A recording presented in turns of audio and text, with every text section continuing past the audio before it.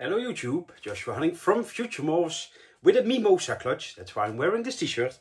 I was pretty lucky. So this is clutch 131. It's the second clutch from this female, and the first clutch was clutch 83.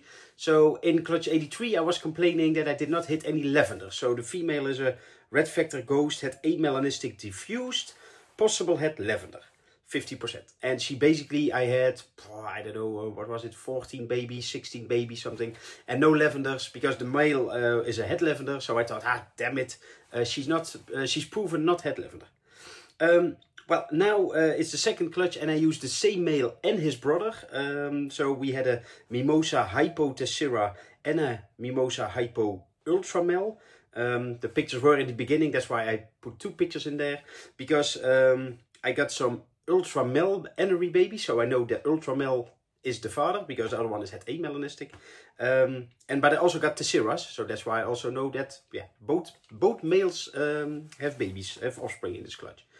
But long story short, this was 14 eggs and I think 13 or something hatched.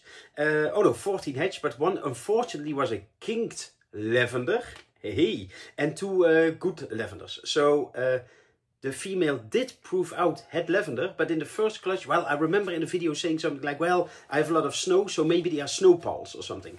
And I also looked back, clutch 83, the animals that I still have available, they are behind the camera, so that's why I'm looking there. So it's, I don't know, 10, 11 animals left. And while some of the snows are a bit more white, so could be snow pals, but still I cannot really tell for sure. So, conclusion of the story. If you are a ball python breeder, then I really feel sorry for having just 5, 6 or maybe 8 eggs in the clutch.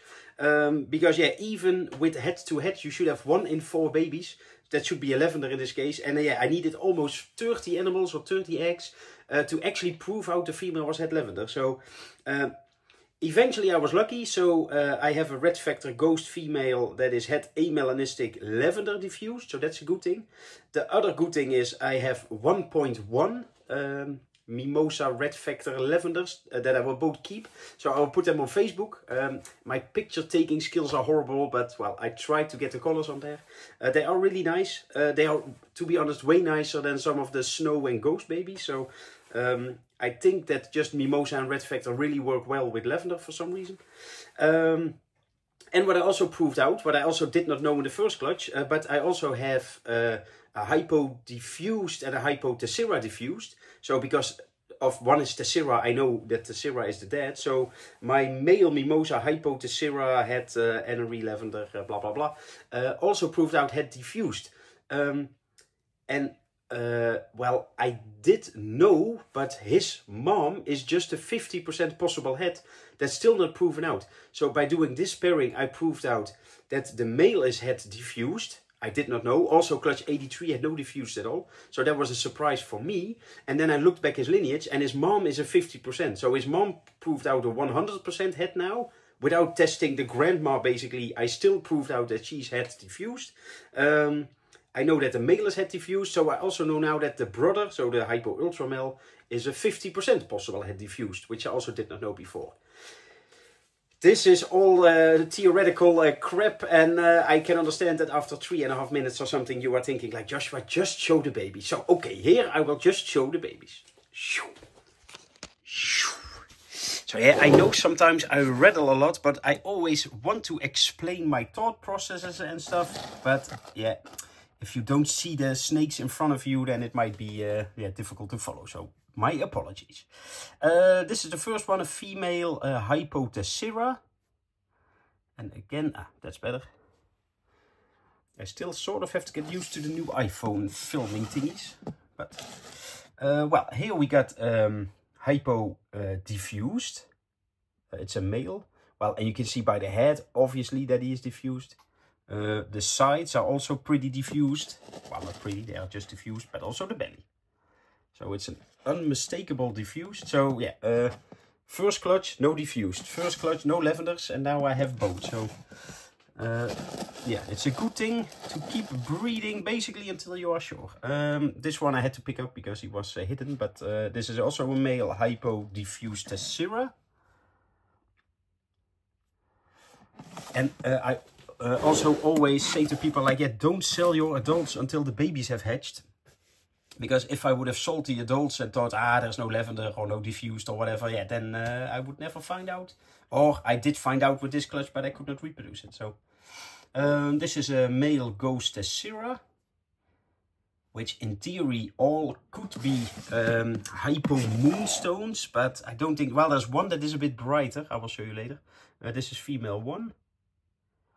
So if you would have lavender and enery together, it's called moonstone. But yeah, you should see the difference as babies. So this is female 2.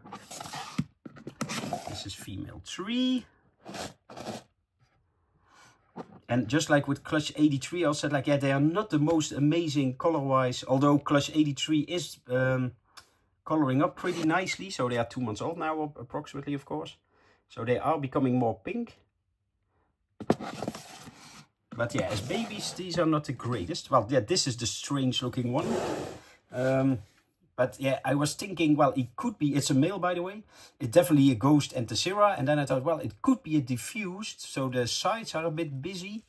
But yeah, the head, well, maybe a bit, yeah, diffused-ish or something. And it has a white belly.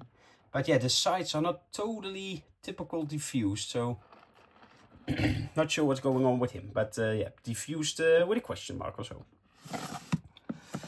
Then we have a female hypo snow Tessera, which could be a hypo snow pal Tessera in theory, but I doubt it. It has too much yellow. And then, well, the reason I know that we have 2 fathers. So this is bloop, an ultramel ghost, a male, and we have a female, which is also a zigzag. But yeah, if you see them together, here's also a really big difference. So yeah, she is pretty dark. He is really light. Yeah, I don't. It could be a male-female difference. I think this is definitely not.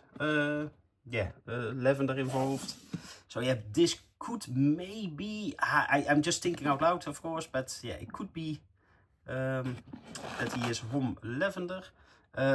Look at his belly, so he's definitely not a diffused. That could also sometimes make animals a bit lighter. So, but well, he's definitely an ultramel ghost.